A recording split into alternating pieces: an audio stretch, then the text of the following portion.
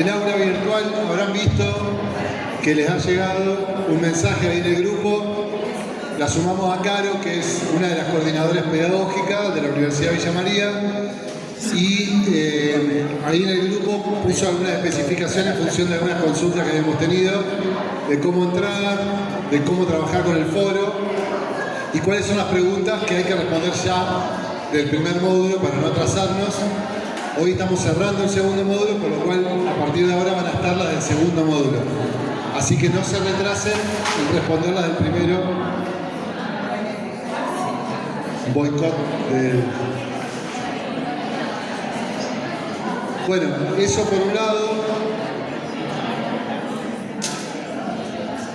Vamos a poner también una consulta para ver qué conversatorios. Nosotros tenemos unas ideas de conversatorios para hacer, lo mismo con la salida de campo, pero nos gustaría saber ustedes, para que vayan pensando ahora, después les vamos a subir la pregunta, de qué conversatorio les parece importante que sean complementarios, qué temas les parece que están quedando por ahí, que habría que complementar, que habría que profundizar, qué instituciones de la provincia les parece que habría que traer.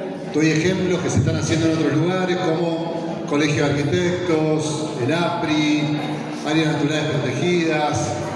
Bueno, pensemos Colegio de Ingenieros. Hay un tema, por ejemplo, que podríamos proponerle, porque lo estuvimos charlando también en Punilla, al APRI, para ver el tema de líneas de ribera, que es un tema polémico y dificultoso para encarar, y que a lo mejor hace falta un intercambio. Así que lo estoy tirando como ejemplos, pero seguramente ustedes tienen algunas más. Así que, bueno, y ahí está Caro, la que mandó los mensajes, que cualquier consulta en relación a trabajo final, a el aula virtual, a los trabajos y demás, lo que sea pedagógico, se lo pueden consultar también por privado para que se pueda ir aclarando. Creo que quedaba algo más, pero lo charlamos después. Bueno, retomo sobre el marco normativo en cuanto a la restauración. Es una exigencia, es una obligación en zonas rojas y amarillas, cuando hay disturbios, ¿no? Si el privado no lo hace, es el Estado el que está obligado a restaurar. Después, si eso se cumple o no se cumple, es otra discusión, pero eso es lo que dice la ley. Además, estamos atravesando el diseño de las Naciones Unidas de la restauración de los ecosistemas. Podemos estar de acuerdo o no con las Naciones Unidas, pero ya que las Naciones Unidas dice que es necesario y vital, ¿no?, prevenir, detener y revertir la degradación de los ecosistemas a nivel mundial, así como mejorar la seguridad alimentaria, el suministro de agua y la biodiversidad. Y dicen que los ecosistemas nativos necesitan, y las tierras de cultivo también, urgentemente cierto nivel de protección y restauración. Entonces hay toda una política de las Naciones Unidas a respaldar, apoyar y financiar proyectos de restauración. Perdón que te interrumpa, un segundo, pero me quedo, estaba esperando que llegue Renato, porque quiero agradecer, no lo hice porque se había ido, pero quería hacerlo con la presencia de él, a la comuna del Manzano por esto, porque fue un trabajo, bueno, como todos los que lo vienen haciendo, pero bueno, agradecerle a Renato por ahí. No, está otro. Pero bueno, darle las gracias. Renato, gracias. A las chicas que están trabajando, se van a quedar todas estas horas calentándonos el agua, preparando todo, así que muchas gracias. Hermoso todo lo que han preparado y bueno, y gracias al resto de las comunas también por el esfuerzo que están poniendo. Bueno, buenísimo, gracias. Bueno, decía eso. En Argentina, no sé si ustedes saben que hay una red de restauración ecológica, la red REA. La REA. ¿La conocían? Bueno, hay una página, si quieren entrar a ver, de esta red, que es una red que intenta ser horizontal, que es voluntaria, que participa quien quiera, o sea, no hay requisitos de participación, y que tiene 9 nodos. Nosotros estamos en el nodo centro. Cada nodo tiene una coordinación. El nodo centro es Córdoba, cada nodo es lo abarcan varias provincias. El nodo centro es Córdoba y Santa Fe. Y después hay algunos nodos transversales, como por ejemplo el nodo Chaco, ¿no? Para abordar por ahí problemáticas que no tienen que ver con los límites de una provincia, porque con las provincias compartimos, o sea, el Espinal, por ejemplo, lo compartimos con La Pampa, con San Luis, con Buenos Aires, en la región chaqueña lo compartimos con otras provincias. Entonces, la entidad internacional, que es la de restauración ecológica, la Sociedad de Restauración Ecológica, da una definición de qué es la restauración y dice que es la definición más sencilla y básica es que es una actividad deliberada que inicia o acelera la recuperación de un ecosistema. Para el 2019 avanzó un poquito en esa definición, dice que es un proceso intencionado que se basa en el involucramiento de los actores sociales movilizados con el propósito de asistir la recuperación de un ecosistema que ha sido degradado, dañado o destruido y reconstruir una relación más saludable entre las personas y la naturaleza. El nodo centro propuso también una definición y evidenció que es una disciplina nueva, compleja, donde tienen que estar involucrados, igual que en el ordenamiento territorial, todos los actores sociales, y que es un concepto que está en evolución, ¿no? Que lo podemos mejorar.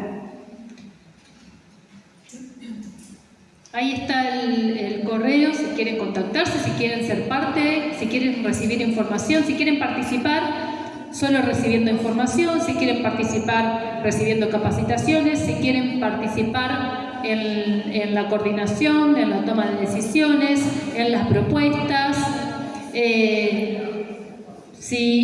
Y bueno, y ahí está la página si quieren entrar. El nodo centro tiene cuando entran, ponen nodo centro y está el mapita de Argentina con el nodo centro y ahí abre la página y hay también documentos generados, que está el de, capaz que lo conozcan, el de recomendaciones de restauración post-fuego que se hizo en el 21, después otro de pautas para el cultivo de especies nativas para planes de restauración y hay otro de lineamientos para la colecta de semillas para planes de conservación y restauración. Eso están disponibles a todo el mundo. Sí, sí. Bueno, y acá un poquito para diferenciar algunos conceptos que se confunden con el de restauración. La reclamación es la recuperación de la productividad de un sitio degradado. No necesariamente tiene que recuperarse la biodiversidad, la estructura, ¿no? Se recuperan las funciones ecosistémicas básicas, que generalmente es la revegetación. Y no necesariamente tienen que ser con especies nativas. A eso se le llama reclamación, que es lo que se hace muchas veces en lugares que fueron afectados por la minería, por ejemplo, o por algún derrame que contaminó y que es muy difícil hacer una restauración. La rehabilitación es restablecer la productividad y restablecer algunas de las especies que existían originalmente. Y la restauración ecológica es la actividad deliberada y planificada que inicia o acelera la recuperación de un ecosistema, apuntando a recuperar la estructura que son los estratos, ¿no? Acá estamos hablando de ecosistemas en general. Si era pastizal, los estratos del pastizal; si es bosque, los estratos del bosque; si es arbustal. Entonces, la estructura, la productividad la productividad que se mide en términos de biomasa, y la biodiversidad, las diferentes especies, subespecies, la diversidad la podemos medir, la diversidad de unidades ambientales, la diversidad de comunidades bióticas, o sea, la diversidad de unidades de ecosistema, o sea, la diversidad que hay dentro de un ecosistema, la diversidad que hay entre especies y la diversidad intraespecie. Eso más las interacciones, de eso habla cuando menciona biodiversidad. Bueno, y hay un esquemita como para comprender un poquito más, ¿no? Biomasa sería la biomasa sería la productividad, estructura y biodiversidad. Estamos parados en el punto B1. Si no hacemos nada, puede ser sacar las presiones, por ejemplo, para que ese ecosistema no se siga degradando, pasamos a B2. Si planteamos un proceso de el E1 de reclamación, ¿no? Podría llevarnos del B1, aumenta la biomasa, ¿sí? Y la estructura, pero no la biodiversidad. Y si queremos, llegar a un proceso de restauración, tenemos que plantear el objetivo de llegar al punto A. O sea, tenemos que pensar en restaurar la biomasa, la estructura y la biodiversidad. Lo que puede ocurrir es que a veces no logramos restablecer algunas de estas dimensiones, entonces en vez de llegar al punto A, llegamos al punto D. Aumentamos la biodiversidad, pero no logramos aumentar la biomasa y la estructura.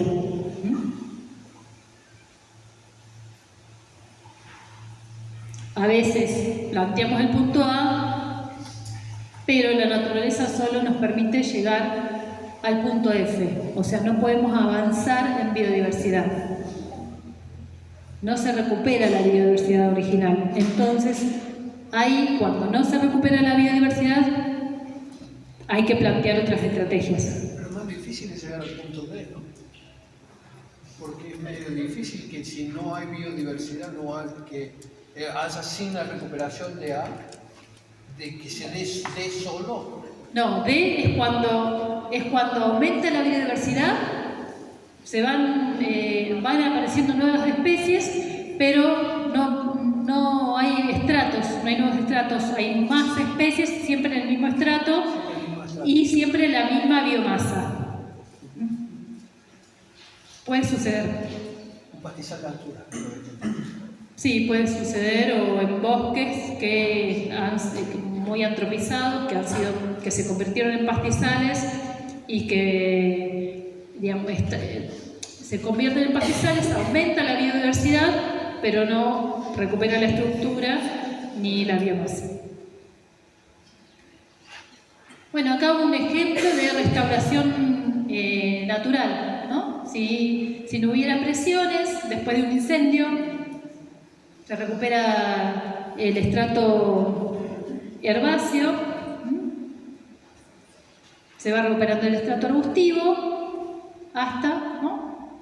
Por ahí, esto en 10 años lo podemos ver, si no hay presiones. Entonces, la restauración puede ser pasiva o activa, son definiciones, ¿no? La pasiva implica que no es pasiva, la pasiva puede ser más, requerir más esfuerzo inclusive que la activa. La pasiva es sacar todas las presiones, inclusive ahí entra el control de especies exóticas invasoras. O sea, sacar la presión del fuego, sacar la presión de la apertura de caminos, sacar la presión de las urbanizaciones, de la minería, del sobrepastoreo, de nuevos fuegos, controlar la invasión biológica, bueno, controlar todas esas presiones. Entonces, sacando esa presión, el bosque se recupera, el bosque, el ecosistema se recupera. Si con eso no alcanza, ¿qué quiere decir? Que no está aumentando, sobre todo nos damos cuenta si es que no se recupera la biodiversidad. Entonces ahí tenemos que plantear un proceso de restauración activa, que es cuando se eliminan las presiones no alcanza. Entonces, para aumentar la biodiversidad, probablemente habrá que reintroducir especies, una reforestación. Por ejemplo, lo que se hace en el bosque de altura con los tabaquillos es la restauración activa. Puede ser siembra directa de semillas, traslocación de suelo, o sea, porque es necesario, siempre en una restauración, lo primero que se tiene que recuperar es el suelo. Y en el suelo hay muchos microorganismos que facilitan el crecimiento de las especies vegetales. Entonces, quizás hay que empezar desde ahí. O la estabilización del suelo, porque hay erosión permanente, entonces si no se protege el suelo no va a haber vegetación, porque se lava continuamente.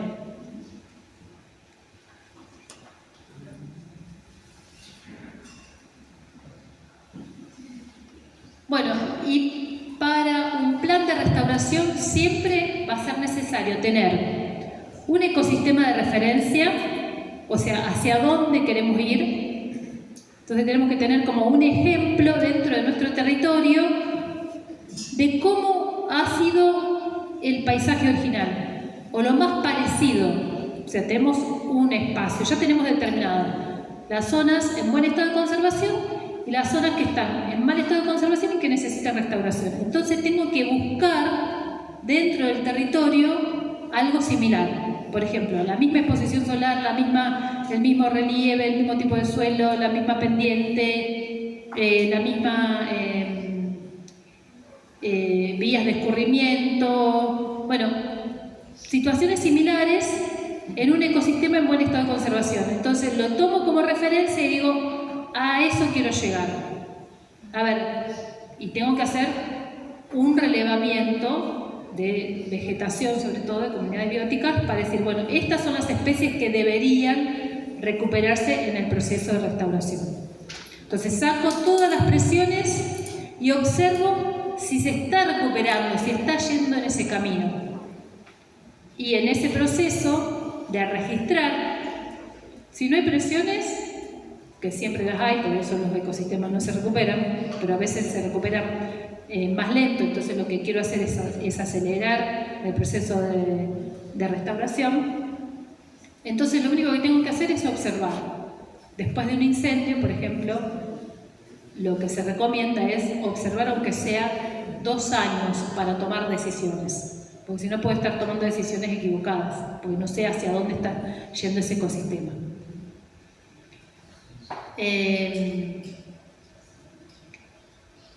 Entonces, tengo determinados estos 2 sitios, el sitio de restaurar y el sitio de referencia, y siempre tengo que tener un sitio en donde no hago nada para ver qué pasa si no se hace nada. Entonces, tengo estos 3 sitios: el de referencia, a restaurar, y otro sitio que debería restaurarse, pero que no hago nada, para poder comparar qué pasa si hago y si no hago. Objetivos claros y realizables, viables, e indicadores. ¿Qué es lo que voy a medir para saber hacia dónde está yendo el proceso de restauración? Voy a medir biomasa, estructura, biodiversidad, bueno, qué parámetros, ¿no? Bueno, y después, muy básico, ¿qué sería lo no recomendado? Sobre todo en una situación post-fuego, que hablo de fuego porque el disturbio, digamos, recurrente, además de la urbanización, la apertura de caminos, pero Pero digamos, después del fuego viene eso, ¿no? También. Las rutas.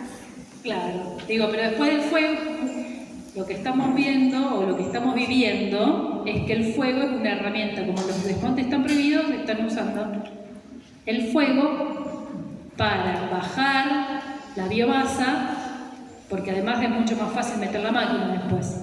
Y la mano de quien prende fuego no se ve. En cambio, de quien maneja una máquina sí.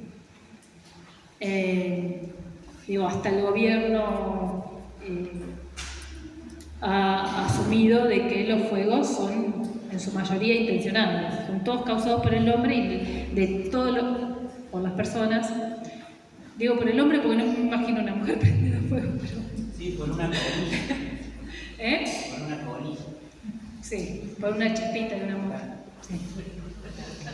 Sí. Bueno, entonces lo contraindicado sería sembrar o plantar especies exóticas, introducir semillas o plantas provenientes de otras ecorregiones.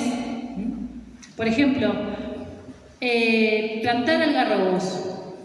¿Está bien? ¿Está mal? ¿Qué les parece? Es una especie nativa, ¿no? Blanco, negro. Blanco, negro, el que quieras. Porque uno está allá y otro está acá. ¿Allá donde? Más allá. Siempre No, está bien el otro está acá, ¿sí? Acá hay. ¿Y dónde hay?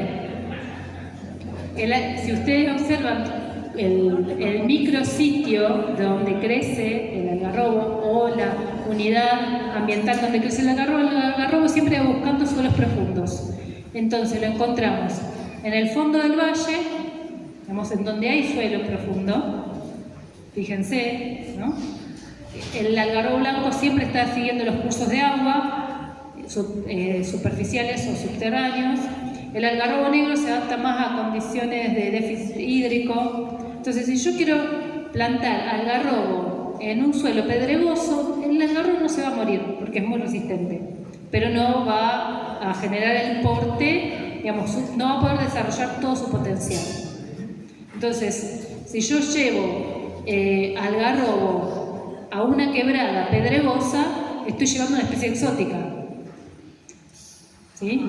Entonces, por eso siempre hay que tener el ecosistema de referencia para ver cuáles son las especies que deberían regenerarse o reintroducir. A veces lo que se está regenerando es exótico invasor. Puede ser una pezuña de vaca, que es nativa de Argentina, pero no de las sierras. Nati, pero por ejemplo, Joaquín siempre comenta que todas estas sierras eran llenas de algarrobales. De algarrobales en el pie de la sierra. O sea, todo lo que está urbanizado eran algarrobales. Por eso no hay algarrobo y quebracho blanco. El algarrobo es una especie pionera, el quebracho blanco es una especie tardía. Entonces, lo que vemos más al norte, que son esos montes selectivos que quedan solo los quebracho blanco, no le quedó el sotobosque para reproducirse. Es una especie nativa tardía que necesita del sotobosque para regenerarse, ¿no? Bueno, remover restos de animales o árboles muertos, colocar comederos o bebederos para las aves, molestar a la fauna, hacer cortafuegos, introducir ganado, ingresar. Esto parece sonso, pero es lo que, si queremos que el ecosistema se recupere, todo esto no hay que hacerlo. Lo que hay que hacer al principio es observar el proceso. Y lo que sí es, bueno, controlar las especies exóticas invasoras desde el primer momento que vemos que aparece un foco, porque los incendios son una ventana de oportunidad para las exóticas invasoras. O sea, tienen todos los recursos disponibles y por eso se vuelven invasoras, ¿no? Porque no tienen acá, son de otro lugar y acá no tienen los enemigos naturales, ¿no? No tienen las presiones que controlan.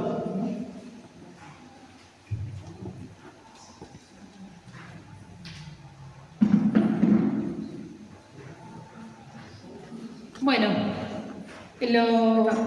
si han prestado atención a los mapas de vegetación, ¿no? vieron que quedan dos parches aislados. Muchas veces algunos de esos parches son tan pequeños que aunque pensemos en que se va a que le generemos una categoría de conservación, se va a terminar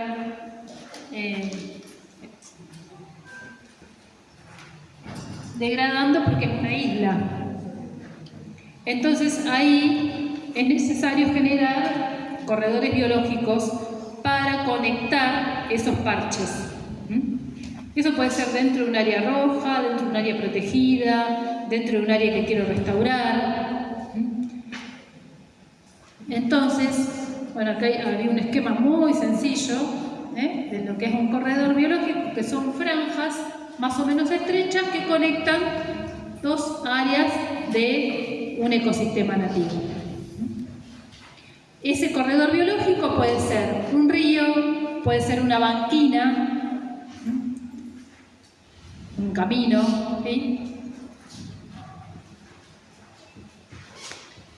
Este es un proyecto, que todavía sigue en proyecto, de crear un corredor biológico en el río Barrancas, que es el río del Pocorral. Entonces lo que se hizo es marcar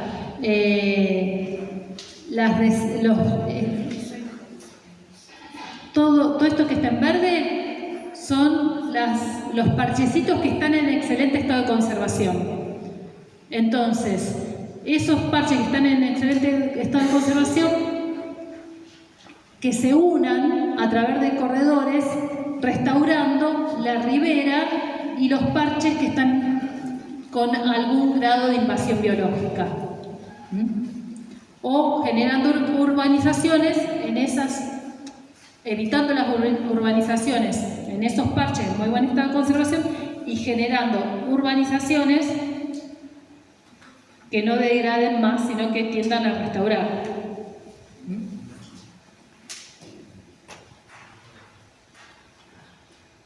Este es otro ejemplo de corredores por las calles y los caminos. Esto es acá cerquita. La Calera, me parece. La Calera, Me parece que es Río Ceballos. Río Ceballos. Río Ceballos. Lo mostró Cristian el otro día. ¿Eh? Lo mostró Ah. Cristian. ¿Eh? Ah,